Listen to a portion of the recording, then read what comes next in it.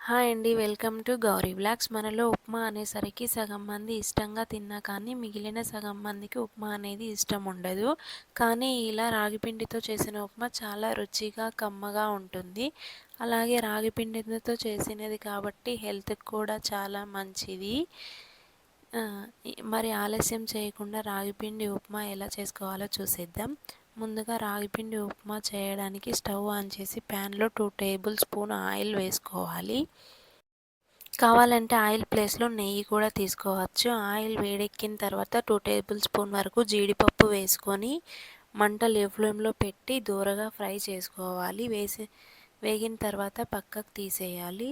ఇదే ఆయిల్లో పోపు దినుసులు వేసుకోవాలి. 1 టేబుల్ స్పూన్ శనగపప్పు, 1 టేబుల్ స్పూన్ మినప్పప్పు, 1/2 టేబుల్ స్పూన్ ఆవాలు, జీలకర్ర వేసుకొని మంటను లో ఫ్లేమ్లో పెట్టి దూరగా ఫ్రై చేసుకోవాలి. ఇవి వేగిన తర్వాత ఆనియన్స్ వేసుకొని కరివేపాకు, అలాగే కారానికి సరిపడా 4-5 పచ్చిమిరపకాయలు వేసుకొని ఫ్రై చేసుకోవాలి. ఆనియన్ మెత్తగా అయ్యాక చిన్న చిన్న ముక్కలు క్యారెట్ వేసుకోవాలి. ఇవన్నీ వేసుకొని బాగా వేయించుకోవాలి, బాగా ఫ్రై చేసుకోవాలి.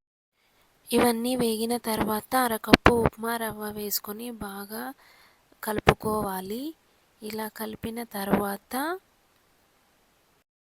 1/2 కప్పు రాగిపిండి వేసుకొని బాగా కలపాలి. ఇది కొంచెం స్మెల్ మంచిగా వస్తుంది. ఇక్కడ రాగిపిండి, ఉప్మా రవ్వ రెండు కలిపి ఒక కప్పు తీసుకున్నాం కాబట్టి 2 కప్పుల వాటర్ తీసుకోవాలి. తీసుకొని వేడి చేసుకొని పక్కన పెట్టుకోవాలి. 2 కప్పుల వాటర్ తీసుకొని మంటను లో ఫ్లేమ్లో పెట్టి వాటర్ పోసుకోవాలి. వాటర్ పోసుకున్న తర్వాత ఇలా కలుపుతూ ఉంటే మెల్లమెల్లగా దగ్గర పడుతూ వస్తుంది రాగిపిండి. మనం కలుపుకోకపోతే ఉండలు కట్టేస్తుంది. ఉండలు కట్టిన తర్వాత సరిగ్గా రాగిపిండి ఉడకదు. అందుకనేసి ఇలా కలుపుకుంటూ ఉండాలి. 2-3 నిమిషాల తర్వాత ఉప్మా దగ్గర పడుతుంది.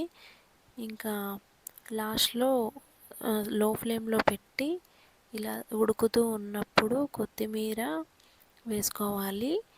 కొత్తిమీర వేసుకొని మంచిగా కలుపుకోవాలి.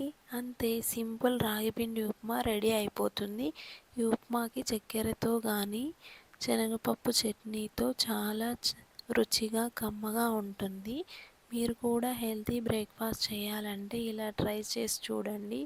వీడియో నచ్చితే లైక్ చేసి సబ్స్క్రైబ్